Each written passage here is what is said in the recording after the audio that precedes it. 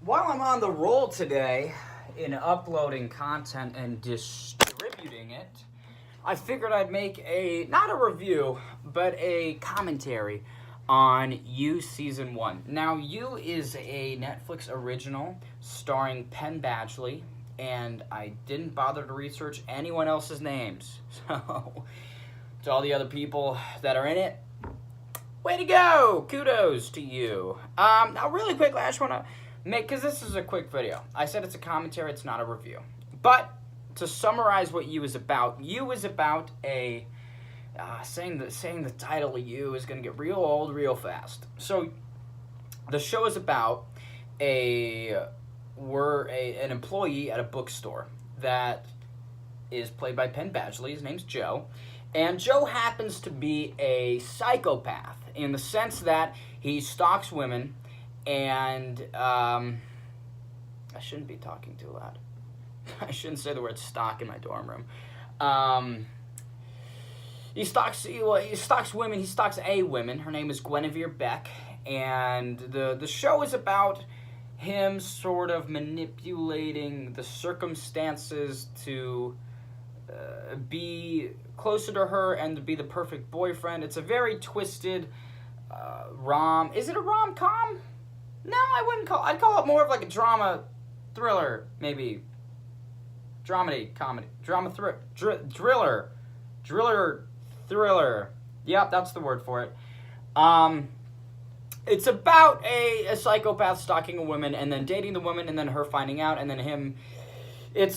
Watch it. I highly recommend it. I'm doing a terrible job summarizing it, but it is a good show. Hopefully you've seen it if you're watching this. I don't know why you would be watching this if you haven't seen it. But getting to the point of this video and the title, The Art of Justification. So, and this is a common sense thing. So don't go in the comments and say, wow, that was a stupid waste of my time. Sorry. I don't know what to tell you. If you're so smart, why don't you be making these videos, huh? Huh? That's what I thought. So, The Art of Justification. I think that You excels. I wanted to say exceeds, and then I wanted to say excels, and they start with the same three letters. Nah.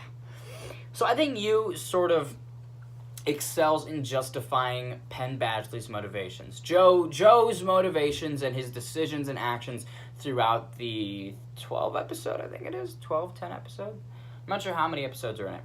But many actions that he does, the show paints in a light, and they filter it through this lens to where you sympathize with Joe, and you don't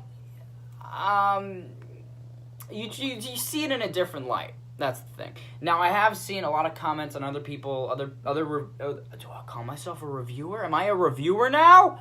Other people that have made videos about You. I've seen comments from girls that say, oh, I hated him immediately. I wanted him to lose. Totally acceptable. The show isn't... I mean, the premise is hard to get around. He's stalking her. It's a very difficult... You can't even... He's technically the antagonist. But since we get so much screen time, he's the main He's the main character. That is the antagonist. So the show does a good job at trying to sympathize him and trying to humanize him. And I think it works for the most part. Yeah, there's people that are like, I instantly hated him. But for the most part, I think for the average amount of people, they really were on Joe's side throughout the series. They're like, oh, I want Joe and Beck to get together. I want this to work out. And I think that that's interesting. That the show does such a good job at justifying each of his actions that are all completely insane. I mean, he's literally a stalker that is so creepy. There's times where he's just like standing outside her window. There's times where he kills her friends. There's times where there's this one instance very early in the season where he traps Beck's romantic interest at the time. He traps Benji is his name. Unfortunately, he traps him in a basement and then ultimately poisons him and kills him. Saying that in that sentence without the episodes and the scenes surrounding it to contextualize it, it's hard to get on Joe's side in that one. But the way that it's told, the story from his perspective, and we're inside his mind, and we're sort of seeing how he processes through things and his reasons behind his actions from his point of view. I think the show does a very good job at justifying it, making it not so completely polarizing to where it's like, man, I hate Joe and that's it. You can't convince me. The show does a good job at trying to convince you.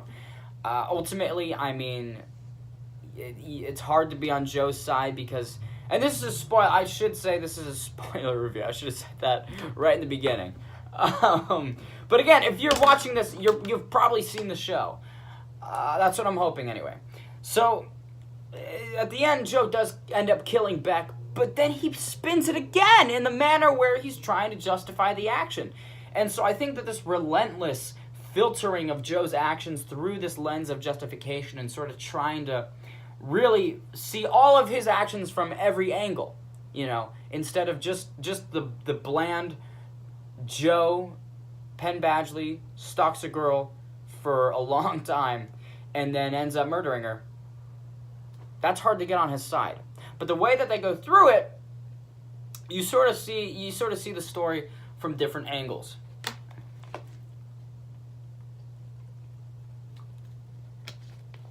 I think additionally, the show does a good job at painting the other characters in sort of a more negative light, to the point where Joe's actions seem like good solutions. With Benji was a drug-addicted user. He was manipulating Beck only for pleasure, really, while he was sort of... He wasn't... So Beck was more in that relationship than Benji was. And that was the main showcase of Benji's character from the show's point of view, which completely plays into the justification of Joe's actions of kidnapping Benji and then ultimately murdering him. The other example, Peach. Peach was Beck's best friend. Joe ends up murdering Peach. Initially, he hits her over the head with a rock in Central Park, and then he shoots her in the head.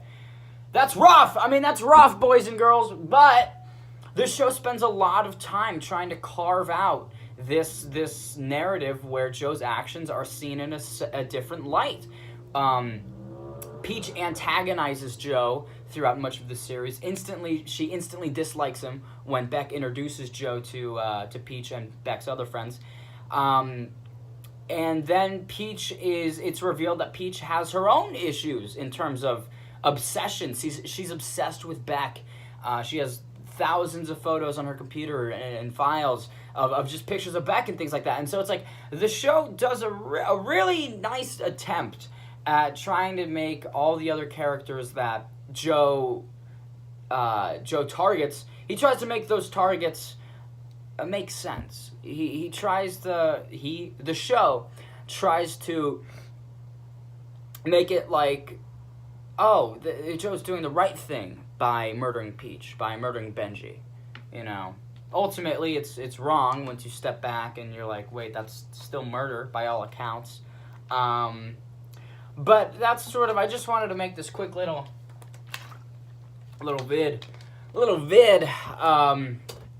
because I thought that was very good. Now, I will make a comment. We're at the 8-minute mark, so you could click off here. This is the end of the justification part. I do want to make a quick little critique. This isn't a review. However, I can't make a video about you without mentioning something that broke the illusion for me. So this does play into the illusion aspect, but in the sense that it ruined it a little bit for me. So Joe had this ex-girlfriend named Candace. And a lot of the series, she's referenced. There's characters that are like, oh man, I heard about you and Candace. I'm so sorry. Beck goes on her own one episode and tries to figure out what the backstory is between Joe and Candace. It's revealed that Candace was a musician that had just signed a label, and her and Joe were just moving on separate paths. And then it's insinuated that Candace cheated on Joe, and then Joe's heart is broken.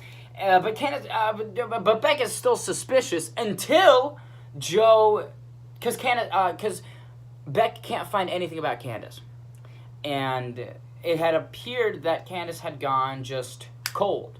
You know, she ghosted all of her friends and family, and that was scary for Beck, because then it's implied that Joe killed Candace as well. But then Beck confronts Joe, and they sort of hash it out a little bit. And then at the end of that confrontation, Joe reveals that Candace had changed her name and was now living in Paris. I really liked that. I liked how it sort of broke the mold of Joe actually murdering someone, because that's what it was. It was implied. It was inferred. You was almost understood that Candace was out of the picture because of Joe.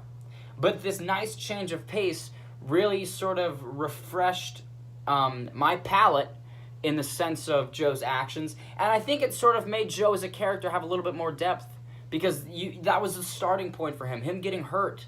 And he's still holding on to that, and he doesn't want that to be replicated. That's why he's doing all of this. That's why he's stalking her. That's why he's making sure that all these loose ends are tied tight. Double T, baby. But here's where I dislike it. Then, in the last 20 seconds of the final episode, Candace is reintroduced into the show. She walks into Joe's bookstore, and she gives him she takes off her glasses and goes, "We have unfinished business." Then the episode ends and the series ends. I didn't like that. I thought that the show, because what was set up is that when Beck walks into the Joe store for the first time, Joe takes notice of her, and he's like, "Oh, she's wearing a skirt, the bare legs. That means you want a little bit of attention. You're a little dangerous." And so he's doing this sort of Sherlock Holmes-esque little dissection of Beck when she first walks in. That was the first episode. The last episode, same situation occurs in the last few minutes. A girl walks into his store, and he sort of repeats the whole, "Oh, you're wearing a sweater. That means you're protected." He doesn't say this, so don't come and say, "He didn't say that." I'm just using it as an example of the Holmesian thing that he was doing. But then it's revealed that person's Candace. I don't like that. Cut it. Cut Candace out.